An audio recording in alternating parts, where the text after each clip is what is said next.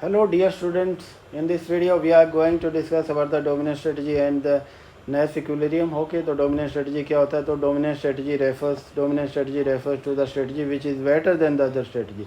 सबसे पहले ये देखिए कि डोमिनेंट स्ट्रेटजी वो होती है जो दूसरी स्ट्रेटजी से अच्छी होती है, बेटर होती है. ओके, और जब भी कोई डोमिनेंट स्ट्रेटजी होती है तो उस केस में without considering the strategy of rival form कभी भी दूसरी फॉर्म का स्ट्रेटजी को कंसीडर नहीं करती है. तो देखिए ये आंख बंद करके फॉर्म फिर इस स्ट्रेटजी के साथ जाती है. Suppose for example there are two strategies of firm one, there are two firm 1 and 2. Okay, I am considering here two firms, form 1 and form 2, and A and B are two strategies. If A is the dominant strategy, it means a form 1 will always go with its dominant strategy, that is the A, and form 1 will not consider the strategy of form 2. Okay, तो इस case में form 2 की strategy को कभी भी form consider नहीं करेगी. Otherwise dominant strategy नहीं होता तो फॉर्म क्या करता है, जो दूसरी फॉर्म क्या कर रही है उसको कंसिडर करके अपना कोर्स ऑफ एक्शन लेती है. तो ये चीज़ आपको ध्यान रखना कि डोमिनेंट स्ट्रेटजी की डोमिनेट कर दी है, सारी दूसरी स्ट्रेटजी को ये डोमिनेट कर रही है, और फॉर्म ऑलवेज अपनी डोमिनेंट स्ट्रेटजी के साथ जाती है, और form will not consider the strategy of rival form. Okay, it will go with its dominant strategy irrespective of strategies of the rival form. Okay, that is the main point. Okay, now let's understand through the payoff matrix. Okay, अगर आप payoff matrix से इसको समझेंगे तो और भी ज़्यादा आपकी बेटर अंडरस्टैंडिंग होगी. ओके, payoff matrix बहुत इंपॉर्टेंट है इस केस में. तो इसको payoff matrix से समझते हैं. तो मैं यहाँ पे एक ड्रॉ कर लेता हूँ. ठीक है,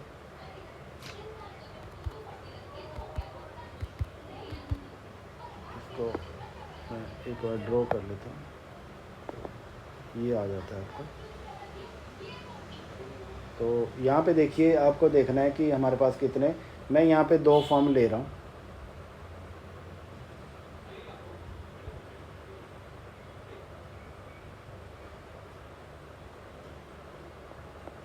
और इनकी अलग अलग स्ट्रेटजीज होंगी.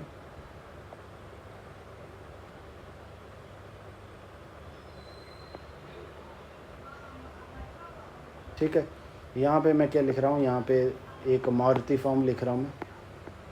This is the Maruti, and form 2 की जगह मैं एम्बेसडर गाड़ी लिख रहा हूँ. ओके, दीज आर 2 फॉर्म्स, और इनकी स्ट्रेटजी है ये, they are planning to setup the new plant. ये न्यू प्लांट सेटअप करने की स्ट्रेटजी बना रहे हैं. तो मैं यहाँ पे लिख ले रहा हूँ न्यू प्लांट. ओके, आगे नो कर देता हूँ मैं. ओके, और यहाँ पे भी ये न्यू प्लांट आ गया. ठीक है, और यहाँ पे मैं नो कर देता हूँ, कोई नो न्यू प्लांट. और इनके पे ऑफ मैट्रिक्स है, ये 12, ये 4 आ गया, ये 20 आ गया, ये 3 आ गया. ओके, ये 15, 6 एंड 18 एंड 5. ठीक है, तो देखिए आपको सबसे पहले क्या करना है, पे ऑफ को समझना है कि इनको कैसे पढ़ा जाता है. ठीक है, सबसे इम्पोर्टेंट चीज़ है. तो यहाँ पे आप देखिए कि जब आपको मारुति का पढ़ना है तो आपको देखिए क्या करना है, हॉरिजॉन्टली देखना है. न्यू प्लांट है, जब न्यू प्लांट स्ट्रेटजी के साथ मारुति जाता है और एम्बेसडर भी न्यू के साथ जाता है तो इससे 12 पे ऑफ मिलेगा, और एम्बेसडर न्यू के साथ नहीं जाता तो इसको 20 मिलेगा. ठीक है, तो आपको क्या देखना है, इस तरह से हॉरिजॉन्टली देखना है. हॉरिजॉन्टली कौन से 2 हैं, यहाँ पे 12 और 20 है. ठीक है, और इसी तरह ये नया प्लांट नहीं कंस्ट्रक्ट करता है तो इस केस में क्या है, और एम्बेसडर कंस्ट्रक्ट कर देता है तो इसको 15 मिलेंगे. ठीक है, मारुति को, और जो एम्बेसडर को क्या मिलेंगे, 6 मिलेंगे. ठीक है, और जो वो भी न्यू प्लांट सेटअप नहीं करता है तो मारुति को 18 मिलेंगे और एम्बेसडर को 5 मिलेंगे. ठीक है, तो यहाँ पे देखिए मारुति का देखना है आपको, पहला डिजिट देखना है. ठीक है, पहले वाला नंबर देखना है, और आपको इसको हॉरिजॉन्टली देखना है. ठीक है, इसी तरह एम्बेसडर का देखना है तो एम्बेसडर का इस तरह से आएगा, ये आएगा. ठीक है, ये न्यू प्लान स्ट्रेटजी करता है और फिर दूसरे वाली फॉर्म जो भी स्ट्रेटजी रहती है उसके बेसिस पे आता है, और इसी तरह ये दूसरे वाला पे ऑफ आ गया. ठीक है, तो यहाँ पे देखिए एक का आपको वर्टिकली हॉरिजॉन्टली देखना है. ठीक है, और दूसरे का कैसे देखना है, ये वर्टिकली देखना है. ठीक है, एक बार आपको पे ऑफ देखना आ गया. अब आपको देखना है कि डोमिनेंट स्ट्रेटजी कौन सी है. तो आई होप कि यहाँ तक चीज़ें आपको क्लियर हैं. ठीक है, अब यहाँ पे देखिए कि न्यू प्लांट स्ट्रेटजी के साथ अगर मारुति जाता है तो इसको क्या मिलते हैं, इसके पे ऑफ क्या आ रहे हैं, इसके पे ऑफ आ रहे हैं ये आ रहे हैं 12 और दूसरा 20 आ रहा है, ठीक है। ये तो आ गया, आप न्यू प्लांट सेटअप कर रहे हैं, ठीक है। अगर न्यू प्लांट नहीं सेटअप कर रहे हैं तो इस केस में क्या आ जाता है, अगले में एक में आ गया 15, ठीक है, और एक में आ गया 18, ठीक है। अब यहाँ पे देखिए कि this is not a case of dominant strategy. यहाँ पे तो देखिए यहाँ पे क्या होना चाहिए कि कोई भी या फिर इनमें से एक दूसरे से बड़ा होना चाहिए। देखिए इस केस में क्या है कि 15 क्या है, 15 इससे ग्रेटर है 12 से, ठीक है, और पर यहाँ पे 18 जो है ये इससे छोटा है। तो इस केस में डोमिनेंट स्ट्रेटजी वाला केस नहीं आ रहा है। इस केस में कुछ ऐसे होना चाहिए था कि एक जो भी हमारे पे ऑफ आ रहे हैं एक स्ट्रेटजीज में वो दूसरे से ग्रेटर होना चाहिए। अगर जैसे 12-20 आ रहा है तो ये ग्रेटर होना चाहिए था नो वाली स्ट्रेटजी, नीचे वाली स्ट्रेटजी। तो इस केस में मारुति के लिए there is no dominant strategy, there is no dominant strategy for Maruti. Okay, अब हम केस चलते हैं एम्बेसडर के बारे में देखते हैं, ठीक है। अगर एम्बेसडर का हम केस देखते हैं तो यहाँ पे देखिए कि पे ऑफ इसके अलग अलग आ रहे हैं, ठीक है। एक आ रहा है 4-6 आ रहा है, ठीक है। अब ये देखिए 4-6 का आप देखोगे ये 3 और 5 से ग्रेटर है, ठीक है, कि मतलब न्यू प्लांट वाली जो है ये न्यू प्लांट स्ट्रेटजी है, और नो न्यू प्लांट वाली स्ट्रेटजी है उससे ये ज़्यादा है, ठीक है। तो यहाँ पे इनको कैसे कंपेयर किया जाता है, 4 को 3 से किया जाता है, 6 को 5 से किया जाता है, तो दोनों केस में ग्रेटर है। इसका मतलब कि इट मीन्स कि एम्बेसडर को ऑलवेज अपने डोमिनेंट स्ट्रेटजी के साथ जाना चाहिए, क्योंकि ये दूसरे वाला कुछ भी कर ले, कोई भी स्ट्रेटजी ले ले हमारा मारुति, तो क्या करेंगे, न्यू प्लांट वाली स्ट्रेटजी ही इसके लिए बेटर है, क्योंकि यहाँ दोनों केस में इसको ज़्यादा मिल रहा है, ठीक है। तो यहाँ पे देखिए, आप यहाँ पे एक बार देख लिए, अगर मारुति न्यू प्लांट के साथ जाता है तो एम्बेसडर को क्या करना चाहिए, एम्बेसडर को न्यू प्लांट के साथ जाएगा तो 4 मिलेगा, नहीं जाएगा तो 3 मिलेगा। इसका मतलब वो 4 के साथ ही जाएगा, न्यू प्लांट स्ट्रेटजी के साथ जाएगा। इसी तरह मारुति अगर नो न्यू प्लांट स्ट्रेटजी के साथ जाता है तो उस केस में एम्बेसडर को न्यू प्लांट जाने से 6 मिलता है, नहीं जाने से 5 मिलता है, तो इसमें भी 6 बड़ा है, ठीक है। तो दोनों केसों में देखें 4 और 6 इज़ ग्रेटर देन 3 एंड 5, तो इस केस में क्या है, new plant is the dominant strategy. क्या हो गया, new plant strategy, new plant strategy is the dominant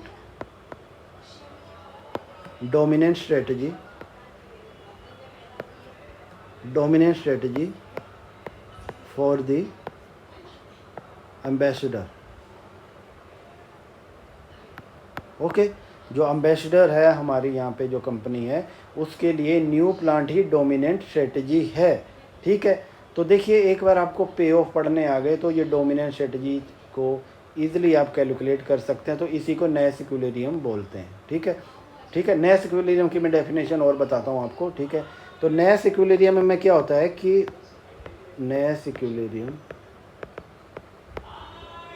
कि कोई भी फॉर्म जो है वो ऐसी स्ट्रेटजी लेगी जो उसके पे ऑफ मैट्रिक्स को मैक्सिमाइज करे, ठीक है, ठीक है।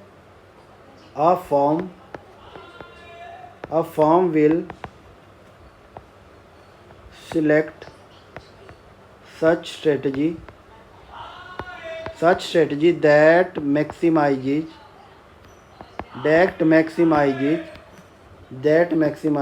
its payoff provided the strategy of rival player, दूसरा rival player has been given, ठीक है। जो राइवल प्लेयर की स्ट्रेटजी है उसका अगर आपको पता है तो उसके बेसिस पर आप ऐसी स्ट्रेटजी को फॉलो करोगे जिससे आपका प्रॉफिट मैक्सिमाइज होगा, तो उसको क्या बोलते हैं, नैश इक्विलिब्रियम वाली कंडीशन आ जाती है। It means selecting a such strategy that maximizes the profit और pay off provided the strategy of rival firm has been given. इसका मतलब यह है कि दूसरे फर्म की स्ट्रेटजी आपके पास दी गई है, उसके रिएक्शन में आपको मैक्सिमम प्रॉफिट वाली स्ट्रेटजी को फॉलो करना है। अब चलिए पे ऑफ की तरफ फिर से चलते हैं। तो यहाँ पे देखिए कि डोमिनेंट स्ट्रेटजी एम्बेसडर की ही है और डोमिनेंट स्ट्रेटजी इसकी न्यू प्लांट को सेटअप करना है, ठीक है। इसका मतलब इसको आपको सेटअप करेंगे। अब देखिए एम्बेसडर की स्ट्रेटजी गिवन है, तो देखिए मारुति को अपनी स्ट्रेटजी को फॉलो करना है, ठीक है। अगर न्यू प्लांट स्ट्रेटजी है और मारुति भी न्यू प्लांट के साथ जाती है तो उसको 12 पे ऑफ मिलेगा, प्रॉफिट मिलेगा। अगर वो नो के साथ जाती है तो 15 मिलेगा। इसका मतलब 15 इज़ ग्रेटर देन द 12, तो इसका मतलब वो नो प्लांट के साथ नई प्लांट बनाएगी, ठीक है। इस केस में नई प्लांट बनाएगी तो पे क्या आ जाएगा, तो payoff matrix sorry Nash equilibrium क्या आएगा, no. Maruti no strategy follow करेगी और जो एम्बेसडर क्या करेगा, न्यू प्लांट वाली स्ट्रेटजी करेगा। तो ये सी को हम क्या कह रहे हैं, नैश इक्विलिब्रियम आ गया हमारा। क्या आ गया है, नैश इक्विलिब्रियम आ गया, ठीक है। तो बिल्कुल सिंपल तरीके से मैंने आपको चीज़ को बताई। देखिए अब हमने यहाँ तक तो हमने जो है ये सारी चीज़ें समझ ली कि नैश इक्विलिब्रियम क्या होता है, डोमिनेंट स्ट्रेटजी क्या होता है।